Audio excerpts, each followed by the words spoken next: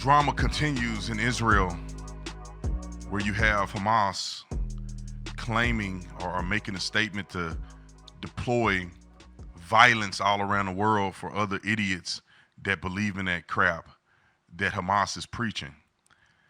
I'm telling you this right now, and I know people are very sympathetic to Palestinians and Hamas, whatever they're doing over there. They're trying to separate the two. It's all the same to me. It's unfortunate that innocent people will be killed. It's unfortunate that children, women and children may be killed in this. But I said this yesterday, and I'm going to say it again. Whatever happens in Gaza, whatever happens to Palestinians is the fault of Hamas. It's not the fault of Israel.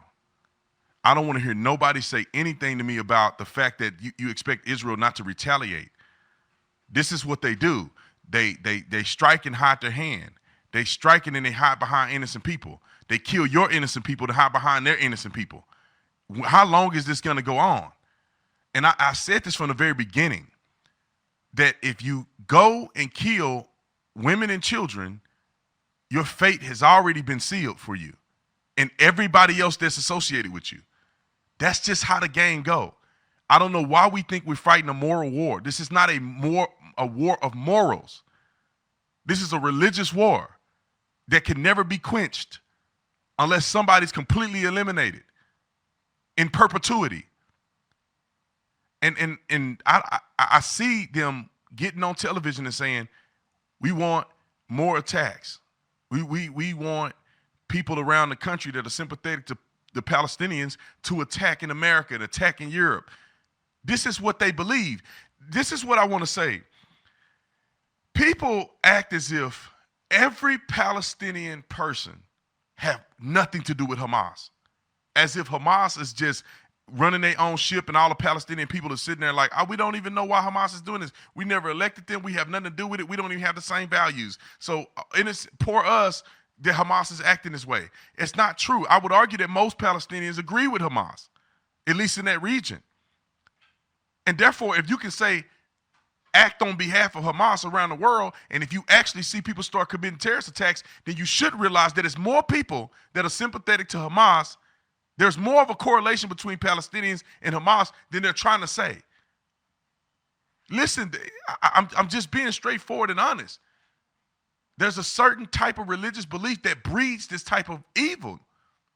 You really don't see religious people acting this way in any other region other than Muslims in the Middle East. And Muslims in America, I would say that they're more watered down. They're watered down in America. They're not gonna go full throttle because they can't in America. If they could, maybe some of them would. But by and large, you're not gonna stone people to death in America. You're not gonna behead people. You're not gonna do genital mutilation on women. You're not gonna be doing none of that stuff. You can't force a woman to wear headscarves and stuff. You can't make people do that stuff. In some of these Muslim majority countries, they can do it to you. They take you and whoop you on the legs if your dress is not long enough. If you gay, they throw you off a building. And these are pretty prominent Muslim majority countries. This is not an isolated group of people. Now, there's some extreme elements to it, but some of these major Muslim countries, they have strict laws around dress, around marriage, around genital mutilation. What are we even talking about? And don't act like this is not in the Quran. I don't understand why we even having this argument. That's the reason why it's so much violence in that region. And there are some good, UAE, Dubai, and there's Muslim countries that understand that barbaric violence isn't sustainable. But then there's a lot that believe in that. And a part of our culture is that we're so sympathetic to people because we see videos of little kids getting hurt, but we don't understand that a lot of these people believe in this. They're just living in a peaceful area, but they believe what the people across the way believe. I was talking to a guy that was Muslim. I was training him on a police department. He pretty much told me straight up, like, yeah, everything you see them doing is what we're taught to do in the Quran. However, we just believe that we're not at wartime with Christians in America. It's not that what they're doing is wrong. It's just that they are perceiving war. We are not. It's not that they're different. Now, I was in a car with a Muslim gentleman, and he said that in the Quran, there's no place to kill innocent people, women and children. But in the Quran, there is a place to kill the infidel and also to defend yourself. So if the Muslims are posturing in a defensive, then they're totally justified in the Quran to do everything that they're doing. Because according to the Palestinians, according to the rhetoric of the Hamas, they're getting back the land that was stolen from them. To me, that's no different than Native Americans saying we're going to start attacking Americans because you call this a preserve, and this was actually native land. And they want to come fight us and kill our people to get their land back. This is no different. I don't know why people have such a unique, unique feeling against the Palestinian people and not the same against native people. Maybe because it's more current. It's the same thing. This happens all around the world. This happens all the time. People don't just get power because God just somehow opened up the skies and put you here and here and here. People start killing people to get to here, here, and here. They start conquering people, taking over their people, raping, pillaging people to get themselves to a point where they occupy certain areas. And I don't know if people forget their history. If you go back way back in the day, the Jews lived in this area. What we know today as Israel was the Jewish land. King David, Abraham, all of them, right there, many in Jerusalem.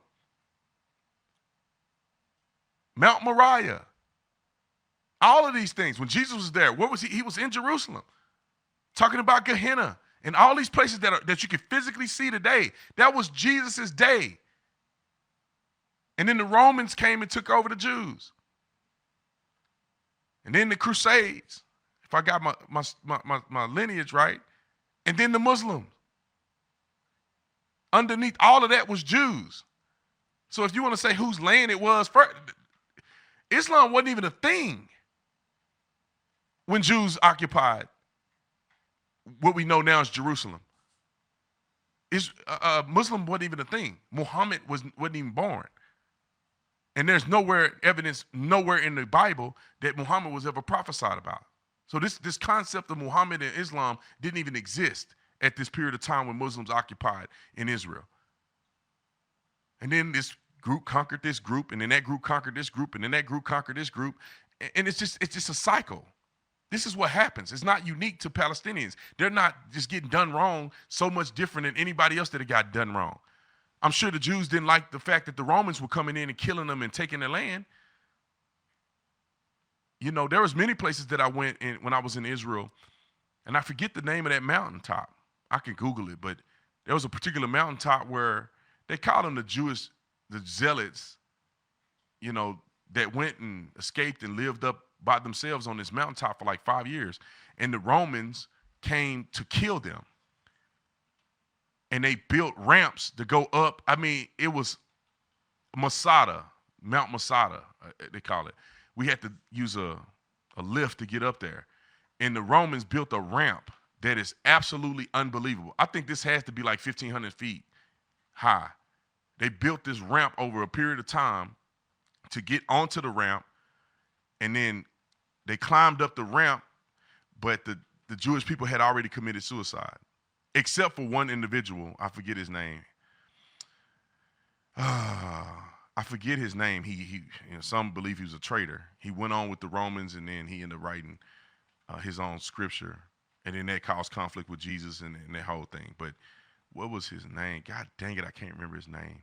He wrote a whole book. Dang it, I can't remember his name. But everybody committed suicide. He was the only one that didn't commit suicide, and he went to live amongst the Romans.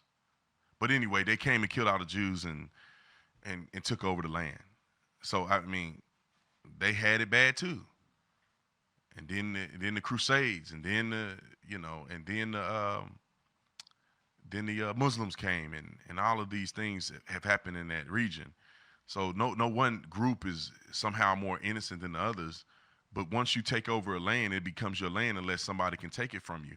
And that's exactly what the Jews are, doing in this particular situation. You either want to be a part of Israel, the Israelis, or you don't. And if you don't, then you isolated in your own little area.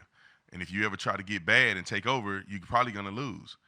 That's no different than any other established country, established state in the entire world.